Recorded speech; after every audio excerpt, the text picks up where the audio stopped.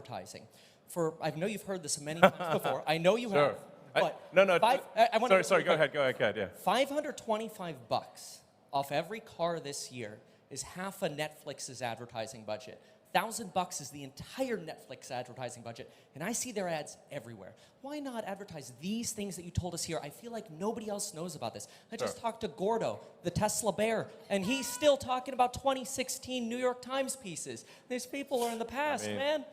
That's like 7 years ago at this point. Yeah, that's what I'm saying. Yeah, it's actually, I talk to a lot of people, and they still think that like Teslas are like super expensive. And like, no, actually, the starting price for a Tesla is below the average auto price in the US.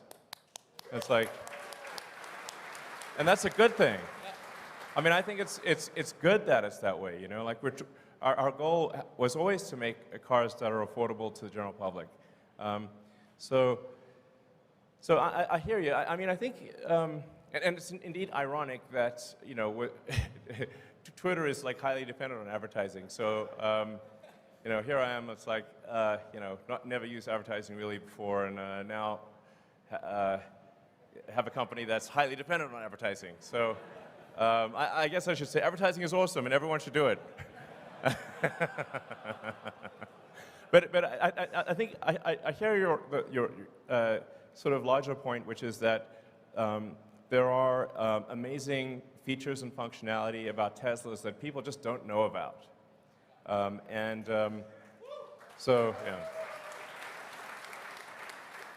yeah. And although there's obviously a lot of people that follow, like, say, the Tesla account and the you know, my account, whatever, on Twitter, to some degree, it is preaching to the choir. And the choir is already convinced. So I think what you're saying does have some merit, and you know what? I believe in taking suggestions. So we'll try a little advertising and see how it goes.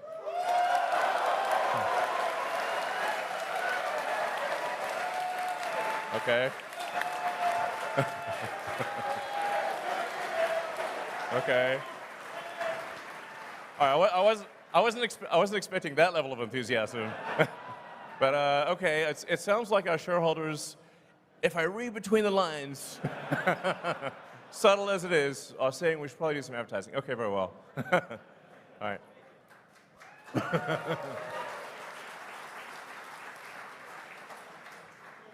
Hi, Elon. Hi, Tesla. Thank you for everything. So my question is regarding, you recently added Steam to the car, and that's great. We can play video games. Is Tesla currently developing the ability for other parties to develop apps for the car? For example, if we can buy actually customizable themes for the operating system of the car, I think you can make some revenue there, like that space themes for the car or Lord of the Rings or stuff like that. Do you have any interest in that right now? Well, I mean, I think the notion of having entertainment apps and whatnot becomes increasingly important as the cars achieve self-driving, because otherwise you can only really play games or watch movies or whatever when the car is stationary. You know, which, you know, if it's charging or whatever, then you can use it. But when it's at the point at which it's full self-driving, I think it's very much about entertainment and productivity. So I think that is something that might make sense in the future. But overwhelmingly, the focus right now for Tesla software, apart from improving safety, is achieving full self-driving, and then getting full self-driving to be much safer than human driving. And then once we achieve full self-driving, I think that there could be a lot of opportunity for apps and whatnot. So, but you know, even in the car as it is today, for a Model S and X, we've made a sort of a full Steam integration. So you can actually just literally log on with a Model S or X with your Steam account and play any game that is on Steam, which is a lot of games, which is pretty wild. I think a lot of people don't know that. You can play with a keyboard and mouse. You can play with a joystick or controller. You can also play Netflix, YouTube, or anything else. I mean, for my little son X, he loves watching, you know, actually loves watching rocket videos in the rear screen of the Model S and X. So yeah, so it is something that we will do long term. But what I'm saying is we already have a lot of stuff there, and we'll do more as self-driving becomes a reality. So.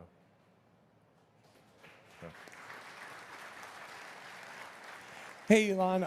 I'm John, or Dr. Know-It-All on YouTube, and I don't know it all. But anyway, my question is, as you guys move completely or finish the transition in full self-driving from version 1.0 of the software to 2.0, what do you perceive of as the potential stumbling blocks after that? Because it seems like that's the major, kind of step change that needed to happen, and so you're almost done with that, and what happens after that? And also, please let me interview you about full self-driving. I'll spend 2 hours talking to you about just that. So, thank you. Well, one can really think about full self-driving as sort of a march of nines of reliability. So we need to get to the point where the probability of injury is lower than that of the average human driver, and then ultimately probability of injury is much lower. So even at the point at which the car is capable of driving itself, there's still actually a lot of work to do, because every year there's 1 million people that die in auto accidents, and I think probably everyone in this audience has friends and family that have died or been seriously injured in auto accidents. And for there's 1 million people that die, there's 10 million people roughly that are seriously, permanently injured.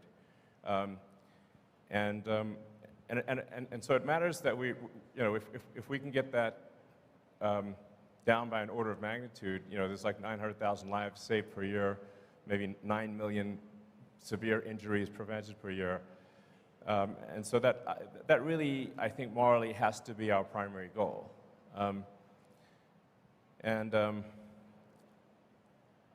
I guess I'm open to an interview on FSD.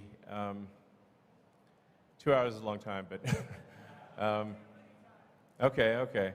All right, I'll do an interview. It's got to be on Twitter, but sure. All right.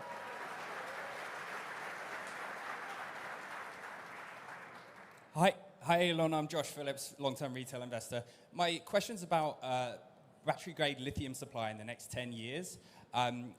Lithium experts all agree that mines are just not coming online fast enough to meet battery supply.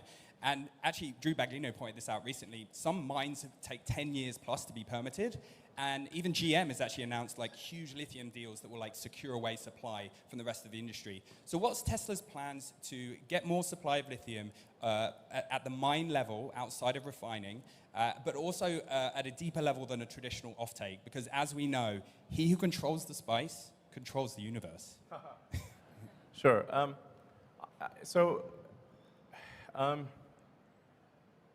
I actually think that the industry analysis is incorrect, and the constraint is fundamentally that of processing. Now our refinery in Corpus Christi that we're building is primarily oriented towards refining spodumene, of which there is a truly vast amount in the world. I think about 3/4 of our lithium comes from Australia. And frankly, you could increase the rate at which the mines are operating, and the limiting factor is not how fast can you mine, but how fast can you process. So the mines are only going to produce ore at the rate at which refineries can handle the ore, or it's pointless. So I think my opinion, and obviously I could be wrong about this, but is that it's really not about the lithium ore. Lithium is extremely common.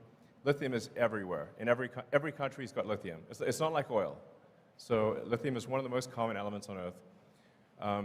But taking the lithium ore and refining it to battery grade is extremely difficult because the purity levels required for a battery are extremely high. If you have even a small impurity, then you will degrade the life of the cell dramatically. So you need ultra-pure battery grade lithium, and that's why our focus is on refining as opposed to mining. Thank you.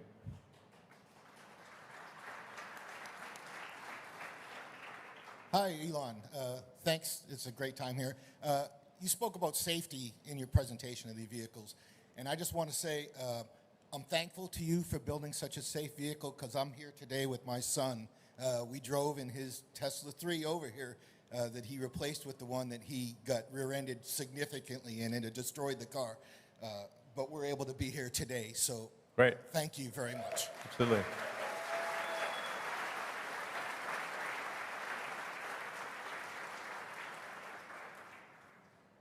So, not sure where to look. There? Okay. Hey, how's it going? My name's Austin Gregory. I'll ask about this because I don't think it gets near enough love. But I was wondering if there are any updates on the next-gen Roadster, actually. Yeah, I know it's sort of like the cherry on top and all that stuff. Yeah. You guys have a lot on your plate, as you've said before. But if there's any updates on like the release timeline, all that stuff, the SpaceX package, maybe. Yeah. That'd be amazing. Thanks. Totally fair and reasonable question. But where is that thing? We expect to complete the engineering and design of the next-gen Tesla Roadster this year, and hopefully start production. This is not a commitment, but hopefully start production next year. So, but it is like as you alluded to. It's not even the icing on the cake. It's the cherry on the icing on the cake. So I wouldn't expect it to be like. It's definitely not going to be a huge contributor to revenue. It will be a modest contributor to profitability, but it will be sick. So, and there's some value to me running two companies because the next-gen Roadster will have the SpaceX option package. So, that'll make it truly next level. So. Hey, Elon. Eva Macmillan here. First of all, I want to thank you for making the absolute best, safest, and most fun cars in the whole world. Cars in Florida, we are seeing many, many more cars in Florida than a year ago. Yeah. Matter of fact, cars are doubled. So the question is, we all want Tesla insurance. Oh, is it coming? Oh, yeah. Actually, that's a great question. Okay, Zach says it's coming later this year. But I have to tell you, like, one of the thorniest things in the United States is car insurance, or insurance in general, because it's a state by state, and every state's got different rules and regulations. So that's why it's not like rolled out nationwide. I think really there should be one national standard for insurance, especially car insurance. I think it would improve the cost effectiveness of car insurance. But our intent is to roll out nationwide and ultimately internationally. But there is a staggering amount of paperwork that is needed to get it done. But as Zach said, we expect to offer Tesla insurance in Florida later this year. Thank you. Thank you, Elon. Thank you, Elon. Alexandra Mertz. I am Tesla Boomer Mama. Very happy to be here. All right. So very grateful to the Tesla team and you, of course. Just want you to know we love the emotions every day, joy and less joy, but we're there. Shareholders, it's not easy.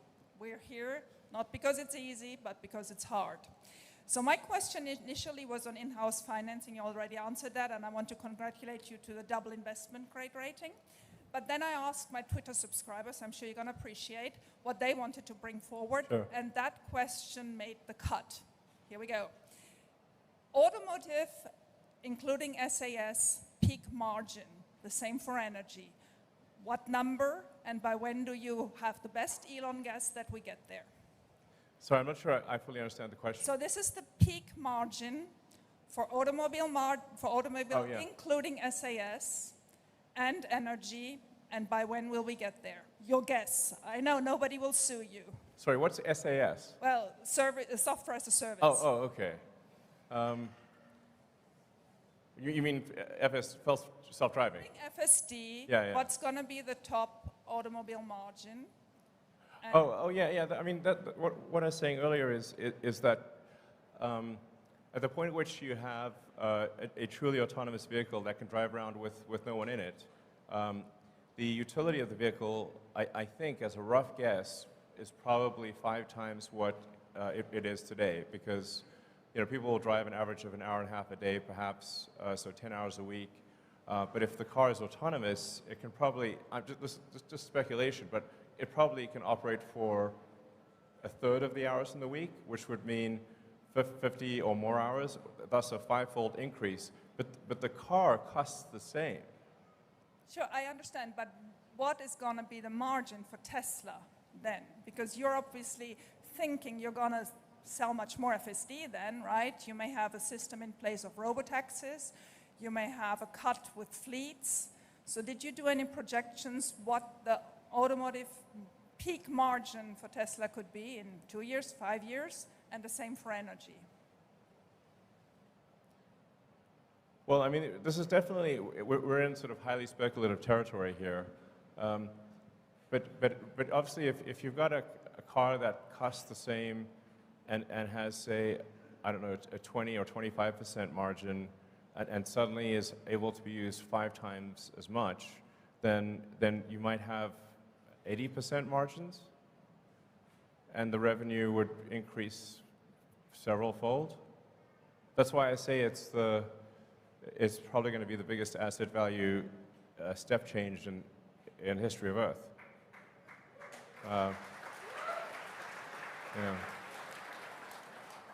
And energy does not have simply does not have such an increase in asset utilization. So I would expect energy to remain at sort of a 25%-ish to 30% margin.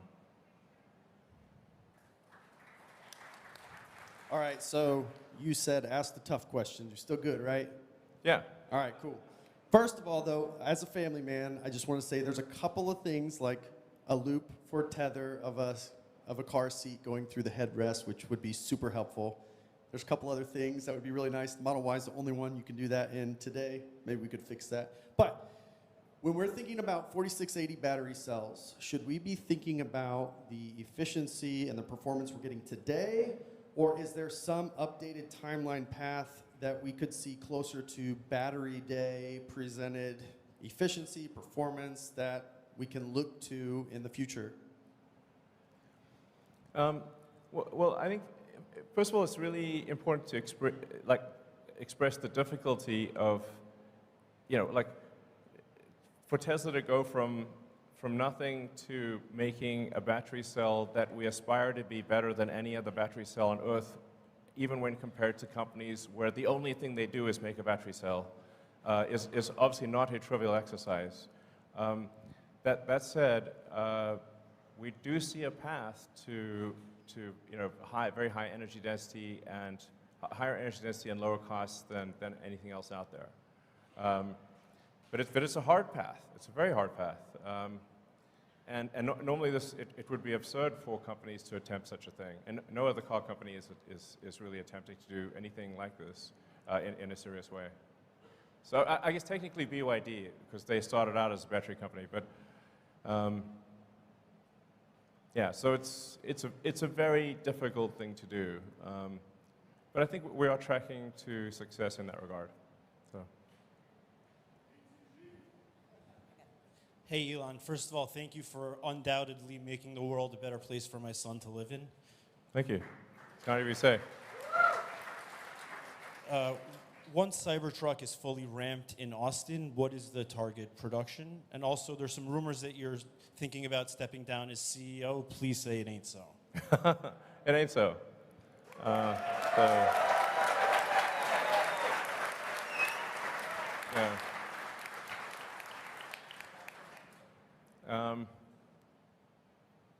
Yeah, so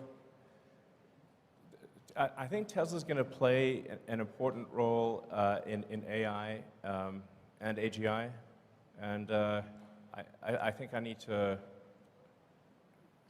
oversee that to make sure it's good. So, because that's a thorny problem if there ever was one. you know, like, I think generally people do not, or very few people, even in the AI community, do not appreciate just how much capability Tesla has in AI. It's by far the most advanced real-world AI. There's no one even close. Reality has the most degrees of freedom. So I got to make sure that's good. So, and you were saying something? Cybertruck fully ramps. Oh, here in yeah. Austin. Target production.